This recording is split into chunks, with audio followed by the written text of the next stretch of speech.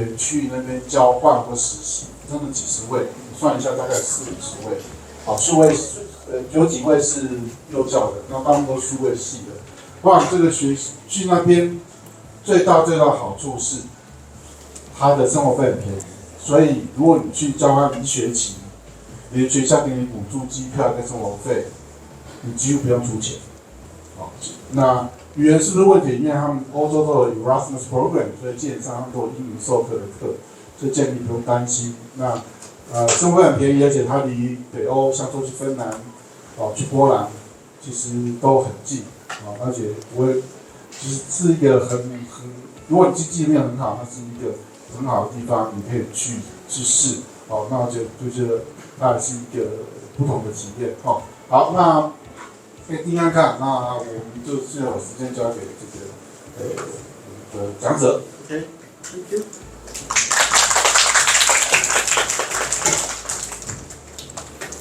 Hello everybody. It's nice to see you here, so many students and not only students. Don't sleep, please, or if you want, you can sleep, no problem. Because I am lecturer, and you know that lecturer usually speaks a lot, and in any environment, in any circumstances. Doesn't matter, I can speak with me, only alone, no problem.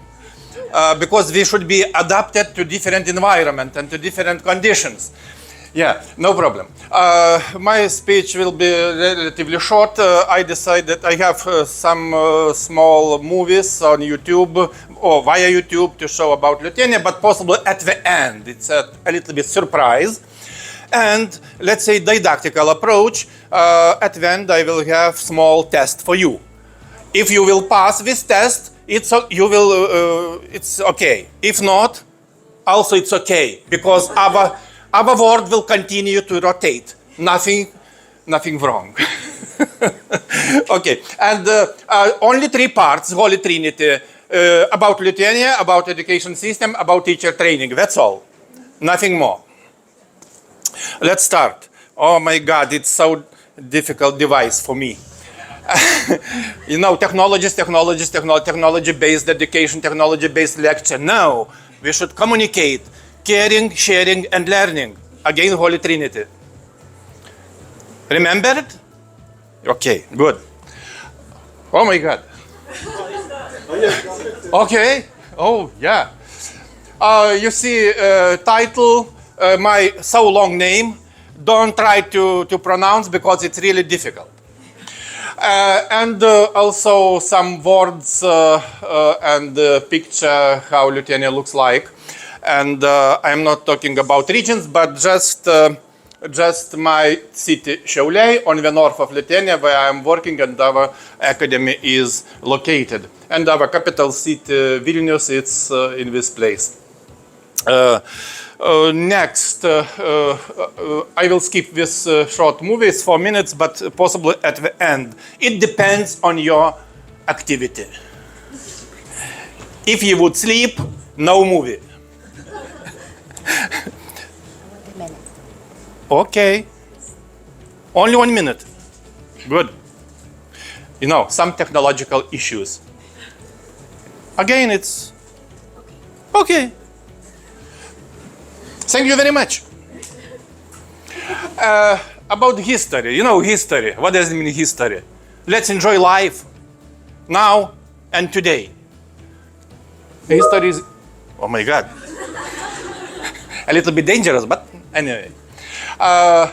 Okay, this is somehow a map, and you see. Oh, okay, Lithuania. And in comparison with previous speaker, my colleague Martin, Czechia has no exit or with sea, and Lithuania we have Baltic Sea. Yeah, this Baltic Sea, and this is quite good. This is our flag, tricolor, yellow, green, and red, and. Where is Lithuania? It's already quite clear. It's in Europe. And what is the most important thing? This is center of Europe. Center of, no. Technical question. Not technical. North Central part could be not in center. No, I will skip it. This is center of Europe. It's really geographical center of Europe. It's not so far from capital city of Vilnius, approximately 15 kilometers outside Vilnius. This is big monument, big sculpture, park, European park, etc., etc. Lithuania is the center of Europe. Please repeat once again. And bordered by Latvia, Belarus, Poland, and Russia. Okay, Russia. Terrible Russia, but what to do? Neighbors are neighbors.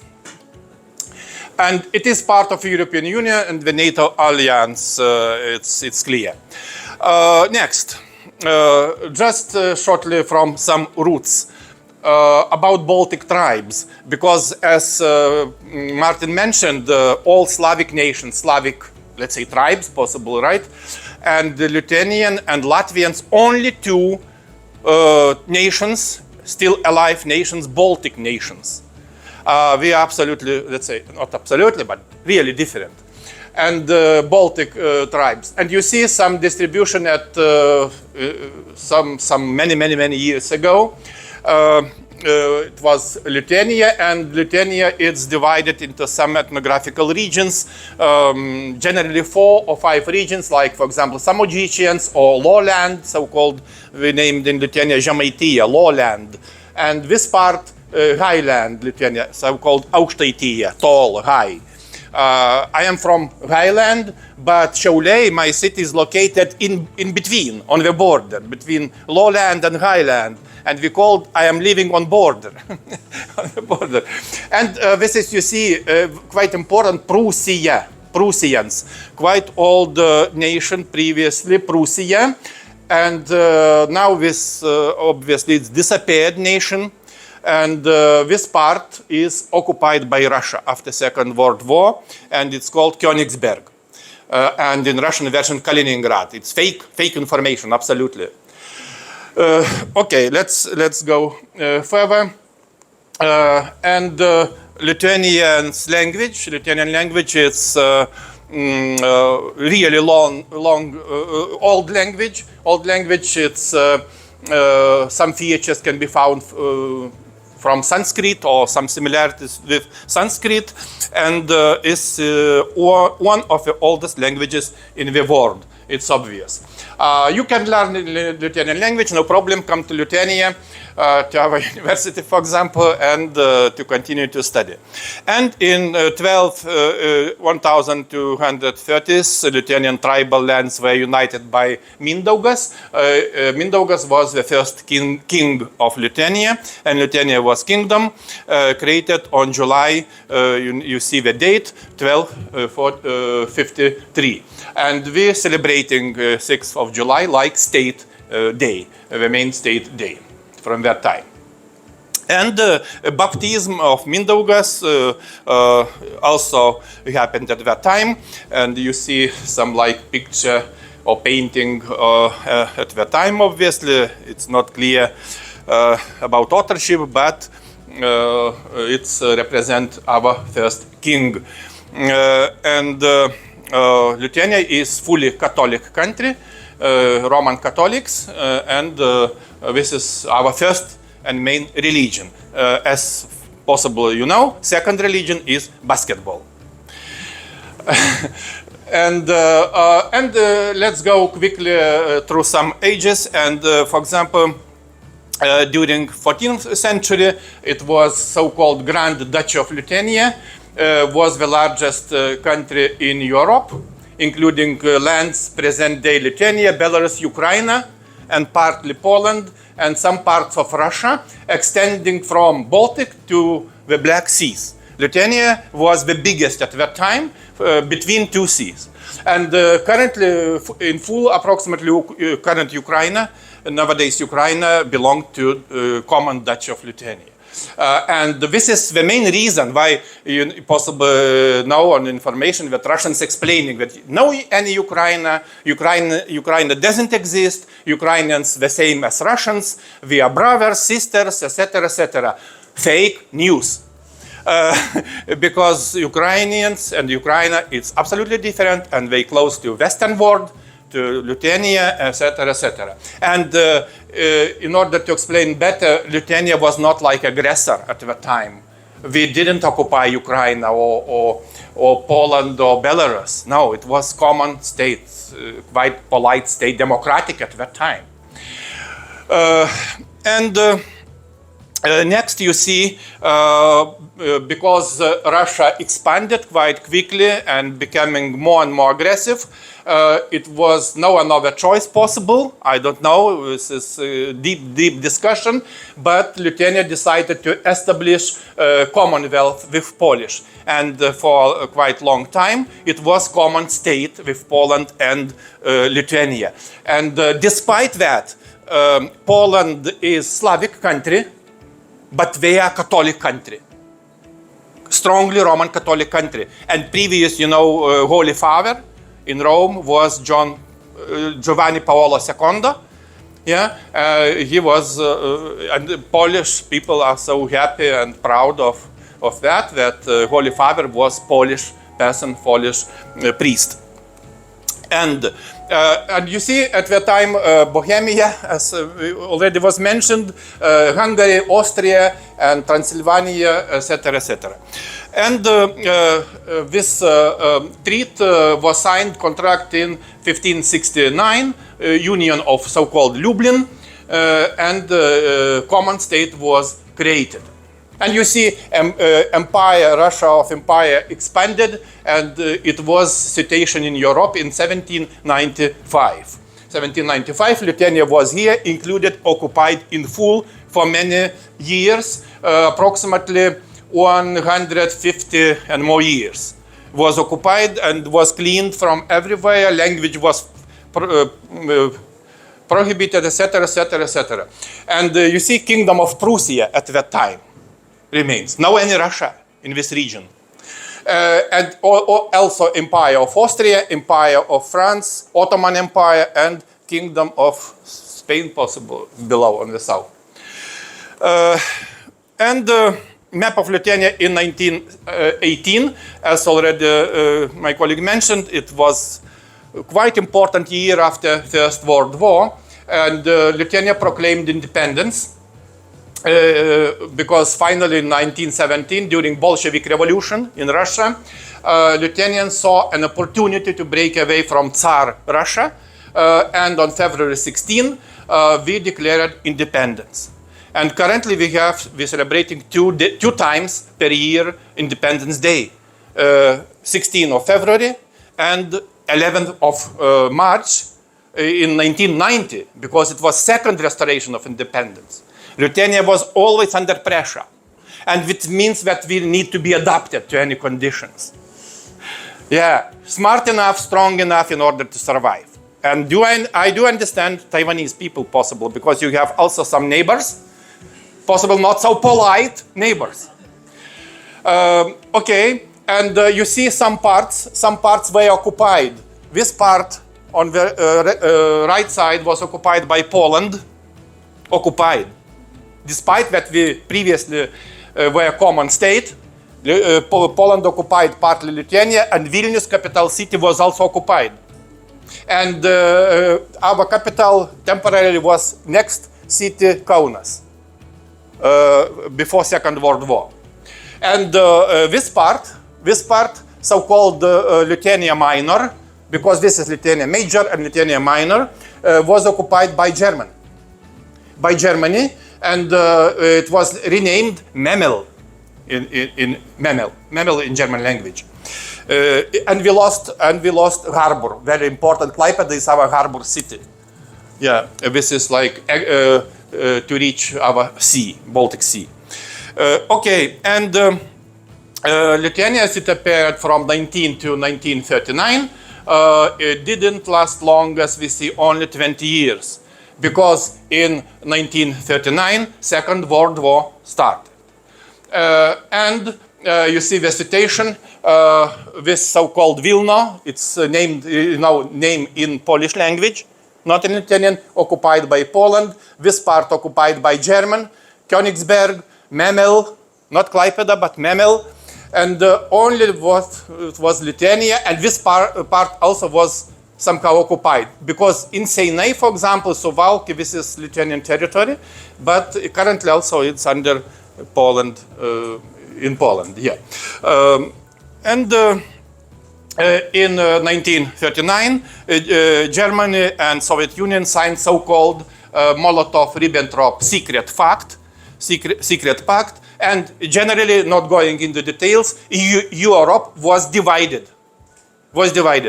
Some part belongs to Germany, Nazist Germany, and one part belongs to, they just sit on the table and drink whiskey or vodka, and on the map, drawing some divided Europe.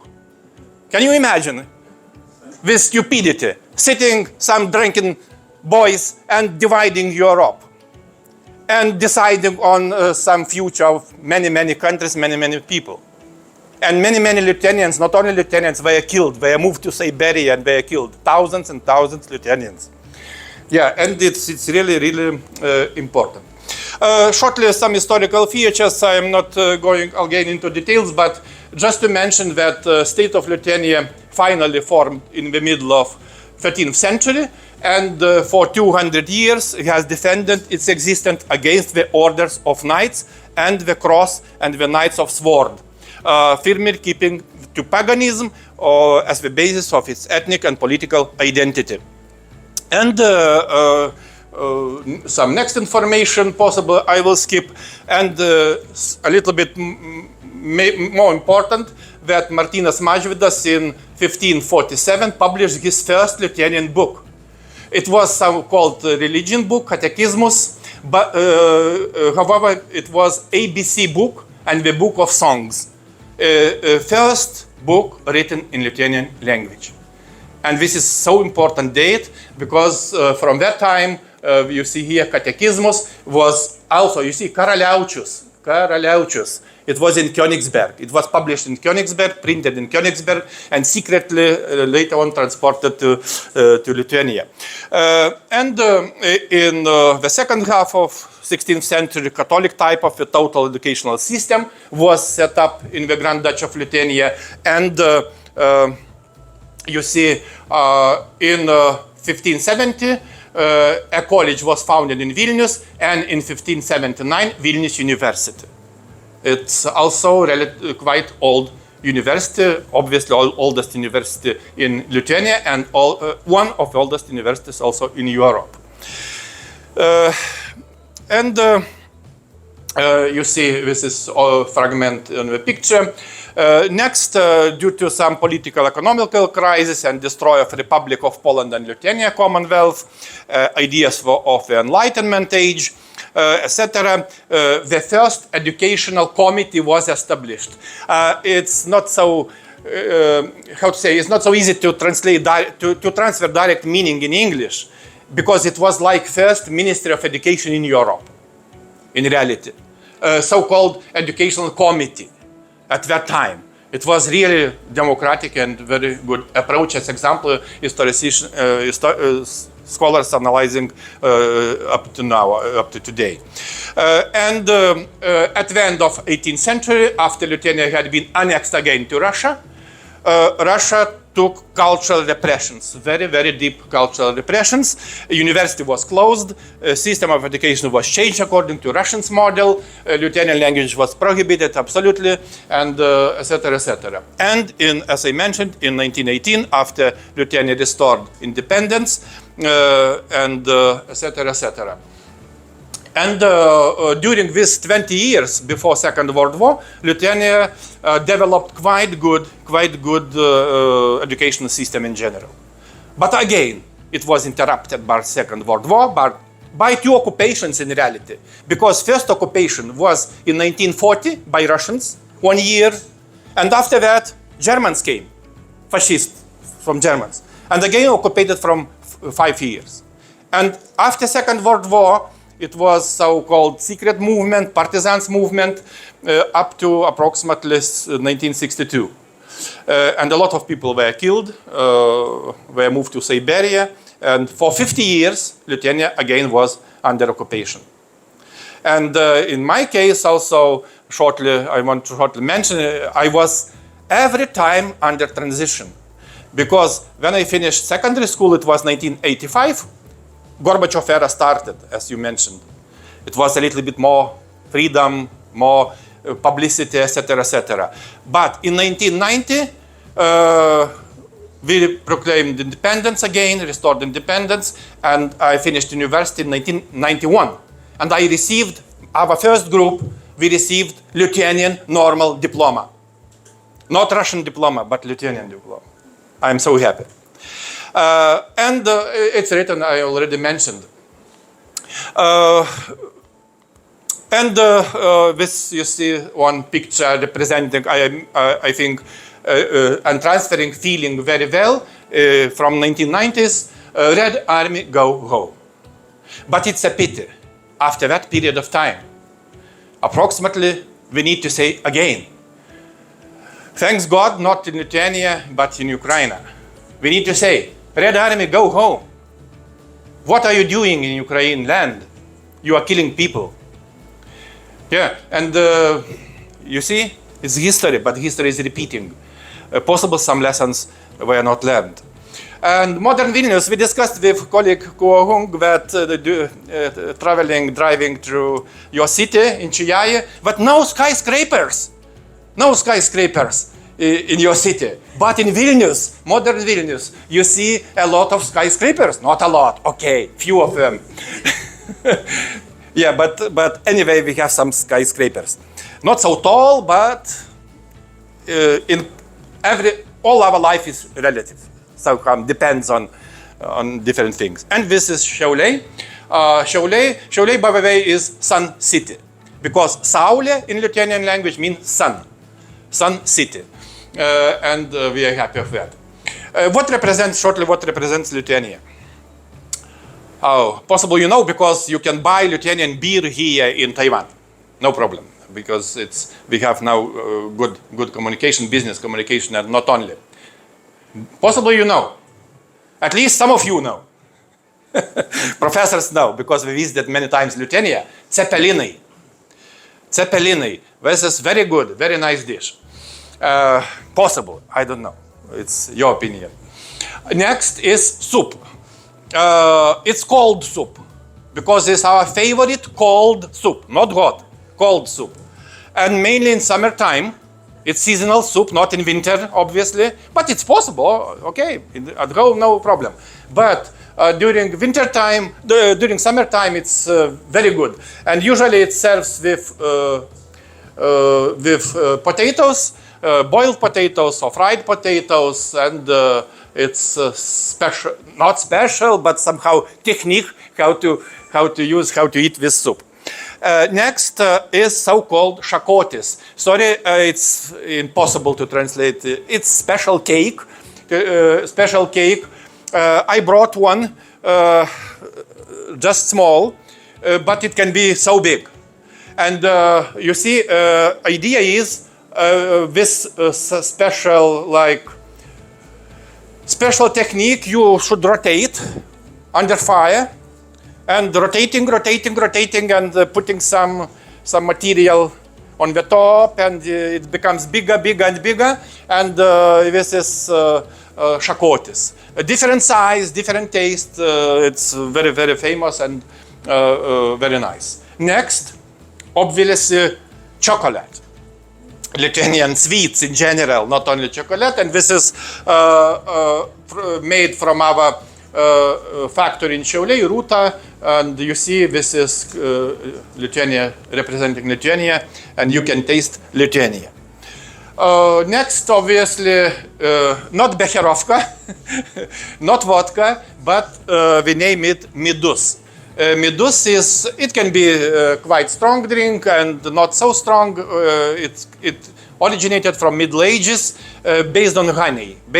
Generally 10-12 degrees. It's quite light and quite taste different kinds of midus. And obviously, Lithuanian beer, which is really better than Czech beer. For today. Okay. For this hour. Okay, we will now go into conflict. We agree. Czech beer and Lithuanian beer both are very good. Compromise. Yeah. Okay. And shortly about education system. Quite obvious that educational systems more or less are similar. I'm not again going into details. We have so-called preschool education, approximately after 6 years, from 0 to 6, and from 6 to 7, sometimes from 5 to 6, we have so-called pre-primary. Because preschool is school period, pre-primary 1 year, just to prepare, and sometimes it can be in kindergartens or in schools, in primary schools included, and 1 year like preparation for primary level.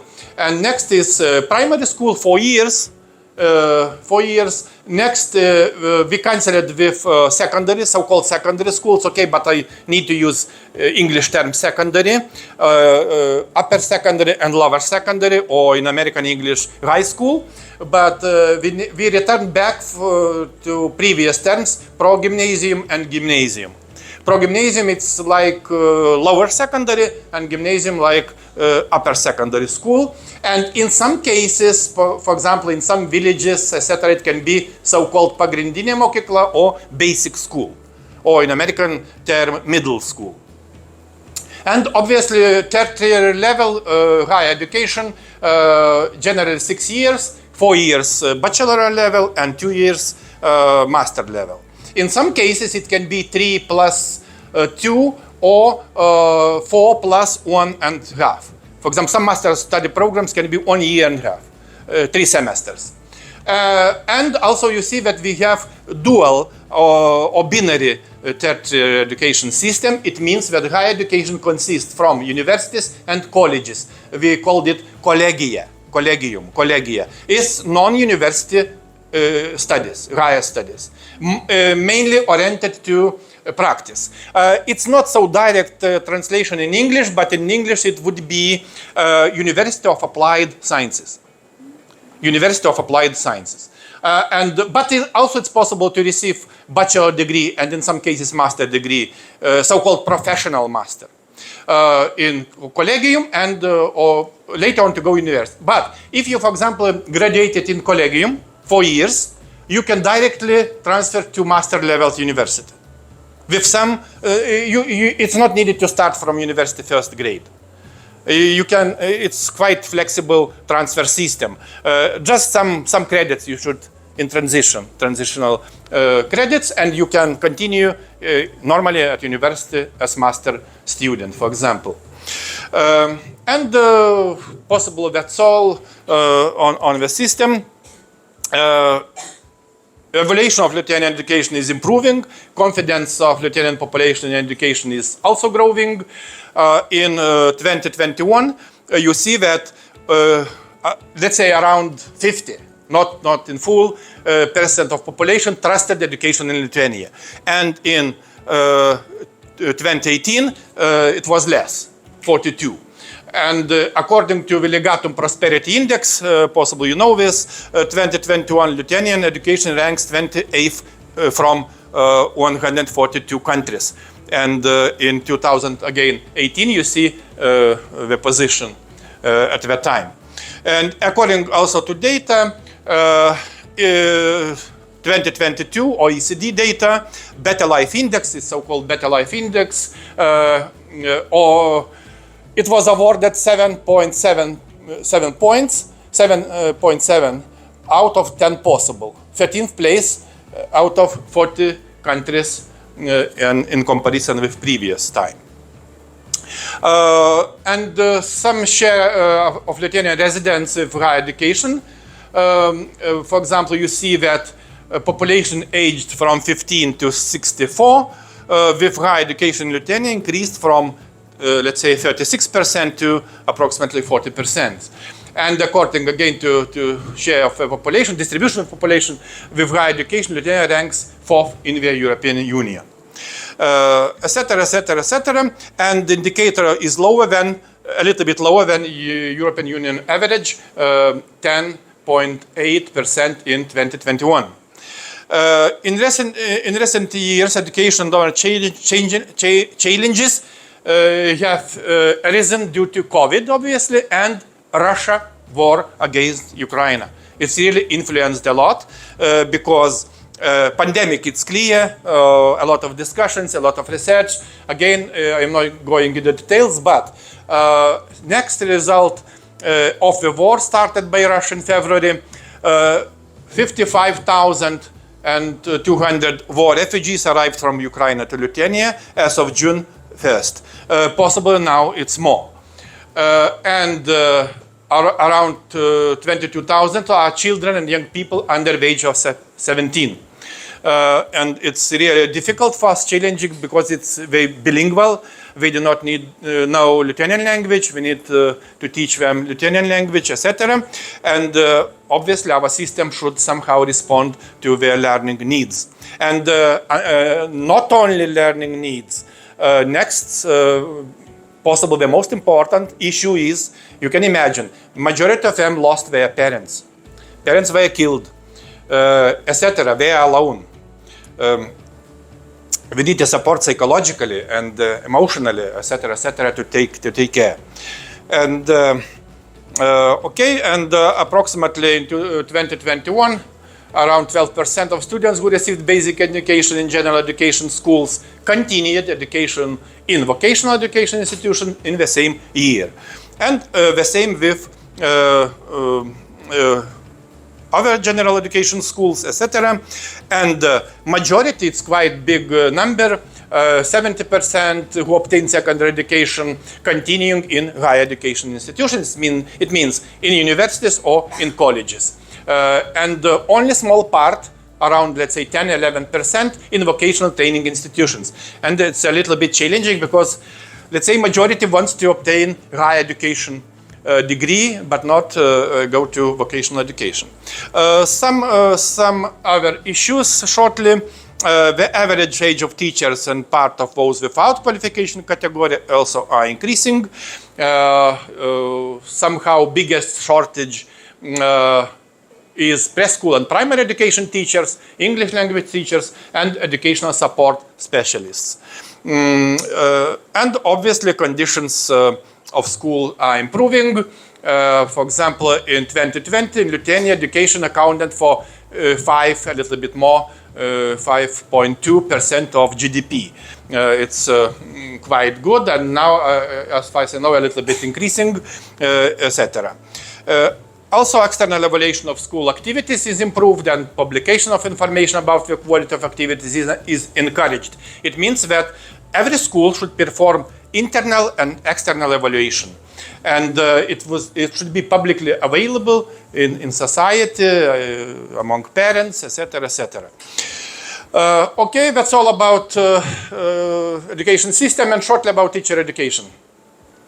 And you see in this small picture, we have, let's say, preparation, teacher training. Oh, okay, teacher education is better. Training like a dog's. No, education. It's more or less the same. It's not interesting, possible for you. But we have in Lithuania so-called main teacher competence center, and it consists from 3 parts: teacher professional development center, university teacher training center, and regional teacher educational centers. Lithuania has approximately 64 possible municipalities, administrative municipalities, and every municipality has regional teacher education center, where teachers can visit different seminars, workshops to raise qualification, etc. And in 2017, Lithuania introduced revised teacher education model, and 17 higher education institutions had at least one study program for initial teacher education. Some long-term trends. You see that number of schools has decreased dramatically for 51%. It's terrible. Population is decreasing, number of children decreasing, and we should close a lot of schools.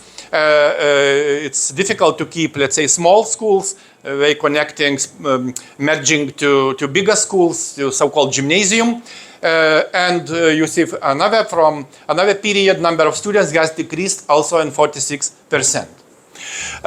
From also 2009, by the way, 2009 was my first time visit in Taiwan, in Taiwan, and 2018, in 2018 it was my second visit to Taiwan. It's good to memorize. Number of teachers who are 25 years old and younger has decreased. Again, you see 71%. And the same period, number of teachers who are, let's say, 55 years old and older has increased also dramatically, plus 38%. We need young teachers. Please, to Lithuania.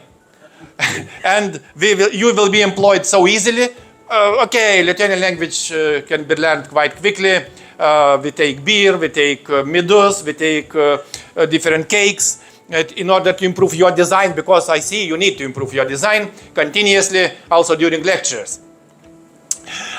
Some ways to become a teacher. Generally, we have three main ways to become a teacher, so-called concurrent model and consecutive model. And in addition, a minor program at university.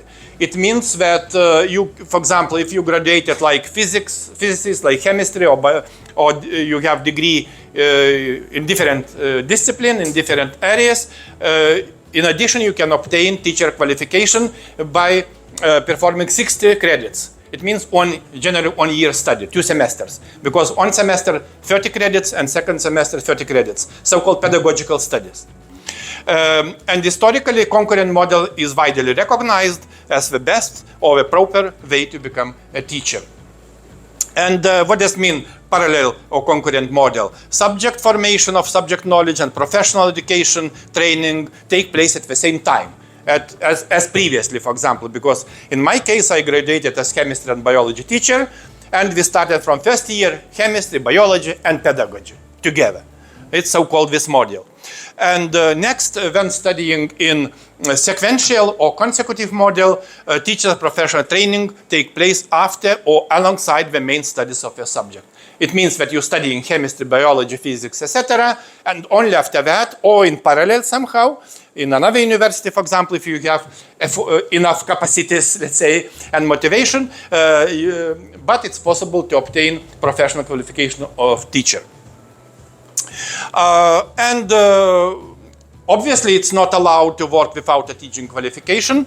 However, it's possibility to hold a certain bachelor degree to start teaching a subject at school and gain teacher qualification through a consecutive model within 2 years. You can be employed, and in parallel, you should study in pedagogy. We have, for some years or for some period of time, so-called motivational test. It means for candidates who want to become a teacher, they should pass motivational test. It's a part of selection procedure. Somehow it's, from one side, a lot of critics to this test. From another side, it's quite good. Because if he or she coming and, why do you want to study this study program to become a teacher? I don't know, but it's my only last chance to be student at university. But it's a problem how to, from teacher, so-called teacher stray. Or how do you call, for example, in Taiwan, in your language or in your culture, child who was not planned, who was born accidentally, just in case. We call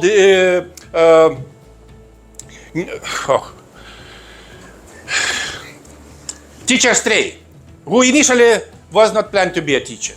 And the question is, how to raise, how to grow up teacher from nothing, from 0 through 4 years, and to make from he or she the best teacher in the world.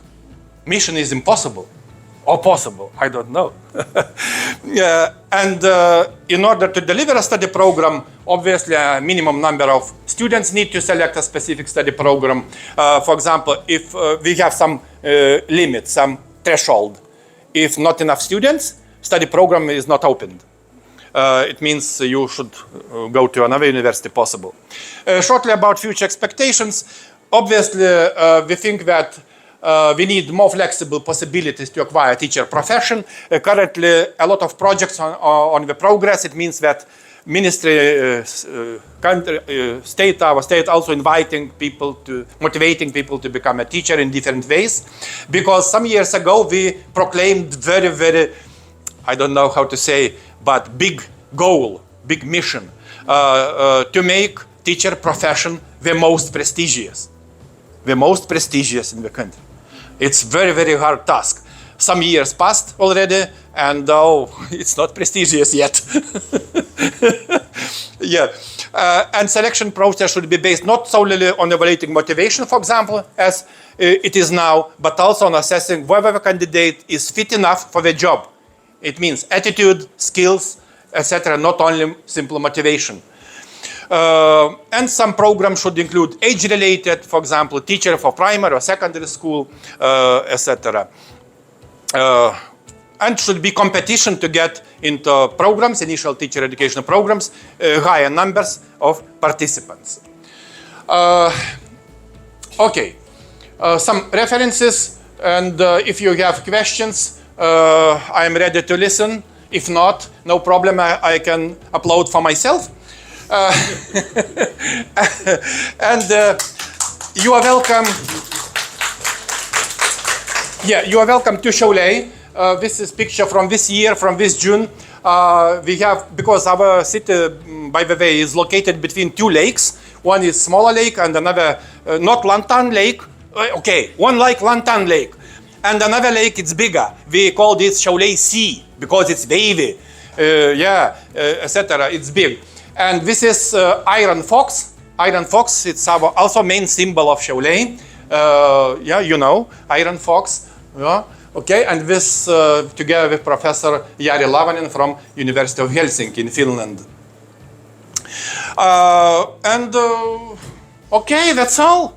That's all. And it's short movie. Possible you will see shortly. Small gift, but so important. This is written kučiukai. Here is kučiukai with two types of seeds. Hemp seeds, cannabis sativa. Do you know cannabis sativa? Cannabis. Or hemp seeds. And poppy seeds. Yeah? Please open carefully. And I think if you take only one, it will be enough for all of you. I have some simple suggestion. Okay. Just go to ticket office, take a flight all together, and visit Lithuania. Yeah. Direct flight, okay, via Prague. Okay. Stop for a few days in Prague.